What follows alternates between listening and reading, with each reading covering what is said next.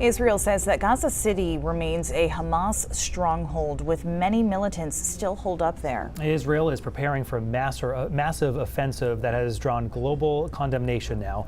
NBC's Richard Engel reports from Jerusalem.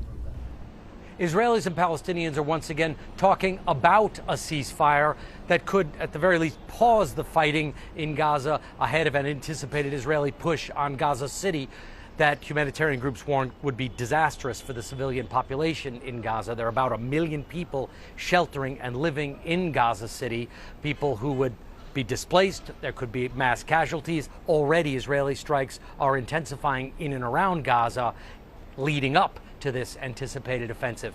Hamas says that it will agree to a ceasefire deal, that it would release all of the hostages that it is holding, and it agrees to give up power. It says that in the future, Gaza would be run by a Palestinian technocratic government that would include many different groups of Palestinian society. And the Israelis have responded to that, saying it's unacceptable. They laid out several different conditions. These are from the government of Prime Minister Netanyahu, saying that Hamas must leave power, must no longer be allowed to control the Gaza Strip, that all of Gaza must be demilitarized, that is, they can't have heavy weapons, rockets, it must be a demilitarized area, and that Israel, and this is the most fundamental difference, must retain security control of the Gaza Strip, which implies that Israeli troops would remain in Gaza and that there would be some sort of occupation.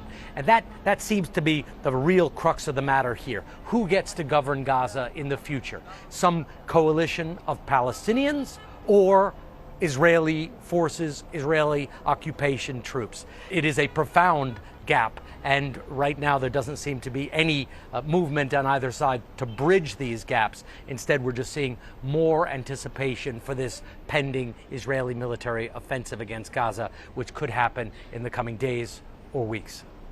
Richard Engel, NBC News, Jerusalem. Health officials in the Gaza Strip say another 28 people were killed in overnight strikes. They say more than 64,000 people have been killed since Israel began its assault.